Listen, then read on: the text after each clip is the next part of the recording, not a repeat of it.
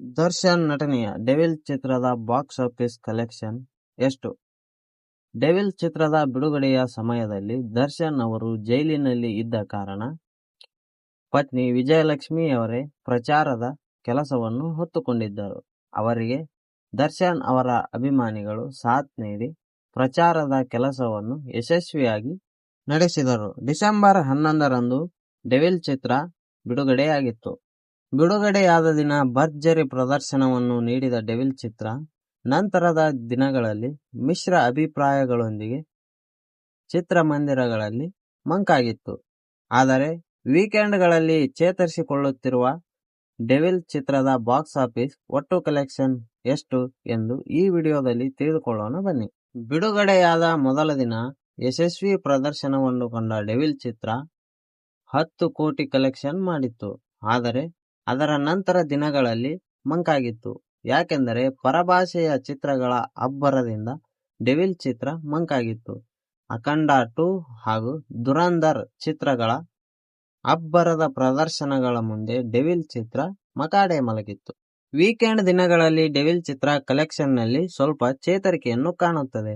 ಆದರೆ ಮತ್ತೆ ನಂತರದ ದಿನಗಳಲ್ಲಿ ಮಂಕಾಗುತ್ತದೆ. ಈ ವಾರದ ವೀಕೆಂಡ್ನಲ್ಲಿಯೂ ಸಹ ಡೆವಿಲ್ ಚಿತ್ರ ಕಲೆಕ್ಷನ್ನಲ್ಲಿ ಸ್ವಲ್ಪ ಚೇತರಿಕೆ ಕಂಡಿದೆ.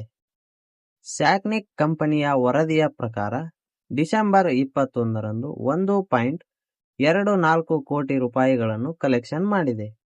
ಅದೇ ರೀತಿಯಾಗಿ ಡಿಸೆಂಬರ್ 20ರಂದು 74 ಲಕ್ಷ ರೂಪಾಯಿ ಕಲೆಕ್ಷನ್ ಮಾಡಿದೆ.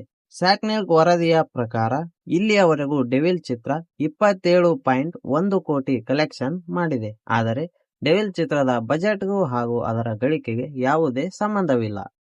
ಇದರ ಬೆನ್ನಲ್ಲೇ ಡಿಸೆಂಬರ್ 25ರಂದು ಸುದೀಪ್ ನಟನೆಯ ಮಾರ್ಕ್ ಹಾಗೂ ಅರ್ಜುನ್ ಜನ್ಯ ನಿರ್ದೇಶನದ 45 ಚಿತ್ರ ತೆರೆಗೆ ಬರಲಿವೆ. ಹಾಗಾಗಿ ಡಿಸೆಂಬರ್ 25ರ ಒಳಗೆ ಡೆವಿಲ್ ಚಿತ್ರ ಎಷ್ಟು ಗಳಿಸುವುದೋ ಅಷ್ಟೇ ಅದರ ನಿಜವಾದ ಕಲೆಕ್ಷನ್ ಆಗಬಹುದು. ಯಾಕೆಂದರೆ ಮಾರ್ಕ್ ಹಾಗೂ 45 ಚಿತ್ರದ ಬಿಡುಗಡೆಯ ನಂತರ ಡೆವಿಲ್ ಚಿತ್ರದ ಕಲೆಕ್ಷನ್ನಲ್ಲಿ ಭಾರಿ ಕುಸಿತವಾಗುವುದು ಖಚಿತ.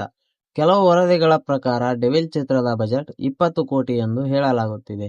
ಹಾಗಾಗಿ ಚಿತ್ರ ಬಜೆಟ್ಗಿಂತಲೂ ಹೆಚ್ಚಿನ ಹಣವನ್ನು ಕಲೆಕ್ಷನ್ ಮಾಡಿರುವುದರಿಂದ ಚಿತ್ರ ಗೆದ್ದು ಬೀಗಿದೆ ಎಂದು ಹೇಳಬಹುದು. ಆದರೆ ಅಭಿಮಾನಿಗಳಲ್ಲಿ ನಿರೀಕ್ಷೆ ಹುಟ್ಟು ಹಾಕಿದಂತಹ ನಿರೀಕ್ಷೆಯನ್ನು ತಲುಪುವಲ್ಲಿ ಚಿತ್ರತಂಡ ಎಡವಿದೆ. ಹಾಗಾಗಿ ದರ್ಶನ್ ಹಿಟ್ ಸಿನಿಮಾಗಳ ಲಿಸ್ಟ್ಗೆ ಡೆವಿಲ್ ಚಿತ್ರ ಸೇರಿಕೊಂಡಿದೆ. ಈ ಒಂದು ಮಾಹಿತಿ ನಿಮಗೆ ಇಷ್ಟವಾಗಿದ್ದಲ್ಲಿ ಈ ವಿಡಿಯೋಗೆ ಲೈಕ್ ಮಾಡಿ ಹಾಗೂ ನಮ್ಮ ಚಾನಲ್ ಅನ್ನು ಸಬ್ಸ್ಕ್ರೈಬ್ ಮಾಡಿ. ಧನ್ಯವಾದ.